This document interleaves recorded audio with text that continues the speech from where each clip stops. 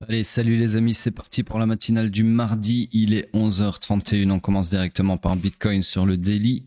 Donc toujours fully aligned à la baisse, toujours dans mes deux scénarios bearish, sauf que celui-ci, le scénario secondaire, c'est invalidé. D'accord, puisque on a transpercé le supply qui y était associé.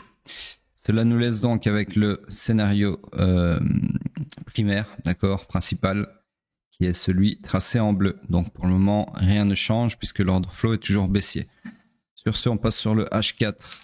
Le H4 qui lui est toujours dans une structure swing haussière, structure interne s'est retourné à la hausse sur ce pump, comme ceci, se réalignant avec la structure swing.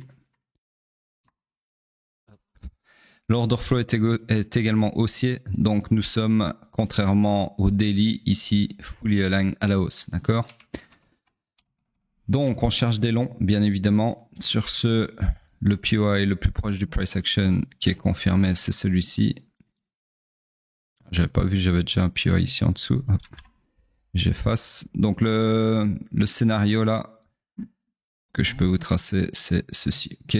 Alors target, il y a plusieurs targets, bien évidemment. Soit vous targetez directement le week high ici et qui est l'accomplissement de la destinée de la structure swing, soit le prochain high qui fait office d'inducement vers cette supply qui peut également être une target, ou alors toute la liquidité qu'il y a derrière avec les POI ici aussi. Bref, vous avez l'embarras du choix. Personnellement, je vais targeter le supply ici puisque je garde en tête que sur le daily, j'ai un scénario qui est comme ceci, d'accord? Donc forcément, si je prends un long sur le H4, je vais au moins TP partiel sur l'endroit de mitigation du scénario daily qui lui est bearish, qui est donc est un truc comme ça, d'accord? C'est ça la logique inter-time frame, je le répète. Sinon, ça sert à rien de faire des analyses sur un entonnoir de trade composé de 3 time frames. Sur ce, on passe sur le M15. Laissez-moi juste d'abord agrandir un petit peu ceci.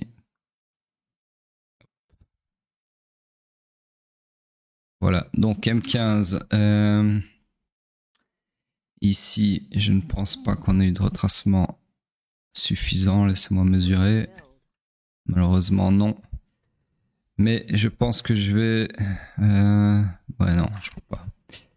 Je ne peux malheureusement pas tricher, entre guillemets. Ça ne m'intéresse plus. Donc, on va tout simplement agrandir la structure. Là, par contre, on a eu un retracement suffisant. Non, même pas. Presque. Bref, structure haussière, swing, d'accord. Structure interne, on va l'utiliser, bien évidemment. Donc, ici, on a un IBOS comme ceci. IBOS M15. Ensuite, un autre ici. Ensuite, un autre ici.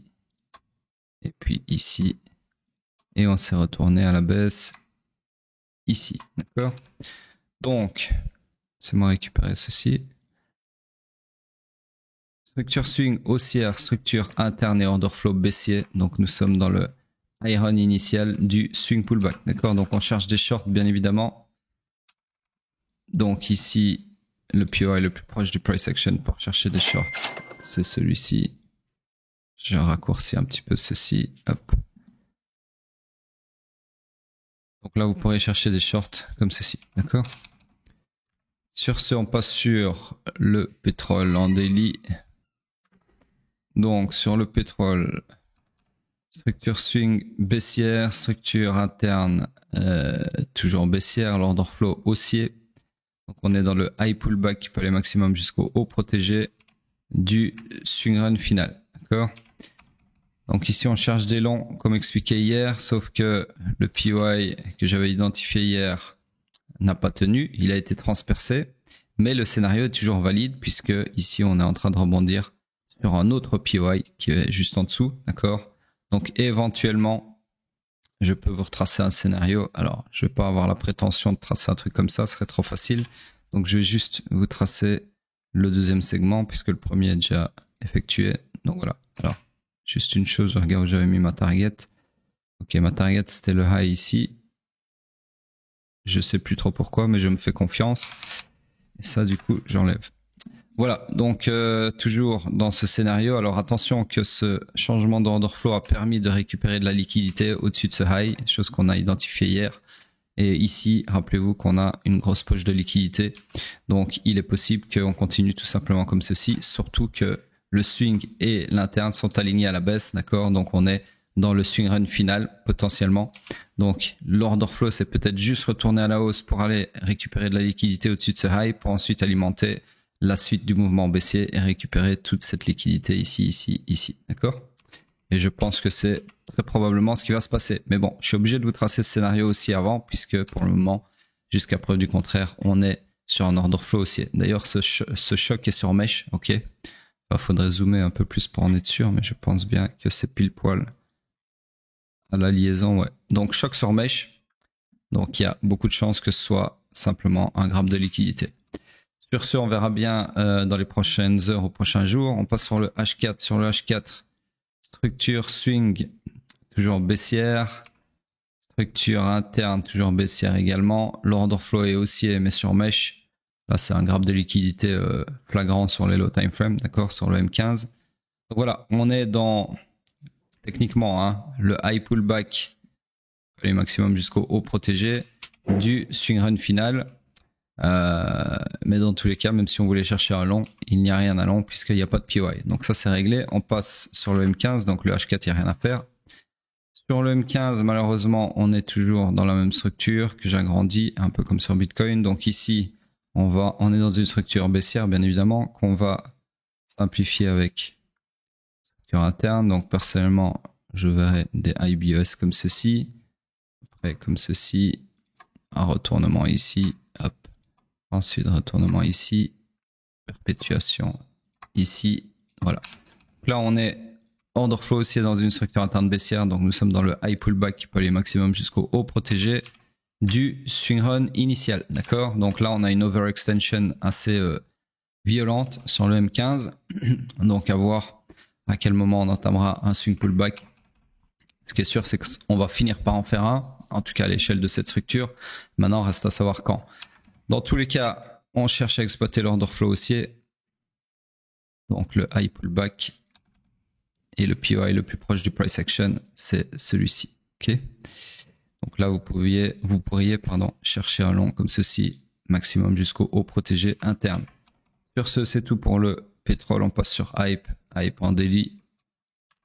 Sur le daily, alors laissez-moi cacher ceci qui n'appartient pas au daily. Ça non plus.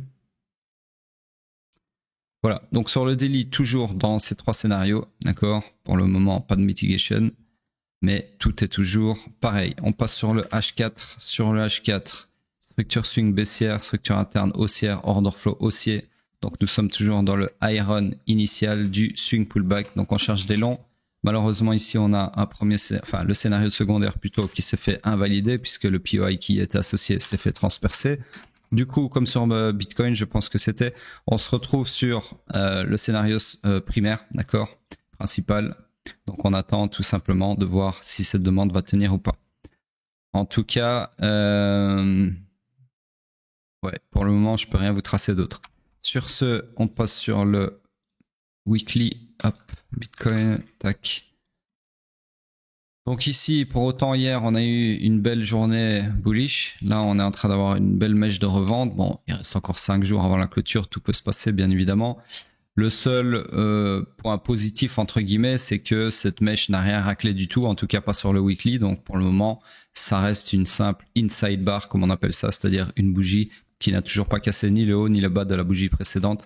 Donc voilà, pour le moment, tant que c'est une inside bar, il n'y a absolument rien à déduire de tout cela. Et du coup, je passe directement sur la dominance, voir un coup d'œil qui continue de grind up. Et vous avez Ethereum, bien évidemment, qui continue de piquer du nez. Voilà, donc sur ce, c'est tout pour cette matinale. Vous savez ce que vous avez à faire si vous voulez la conserver. Et je vous dis à plus tard.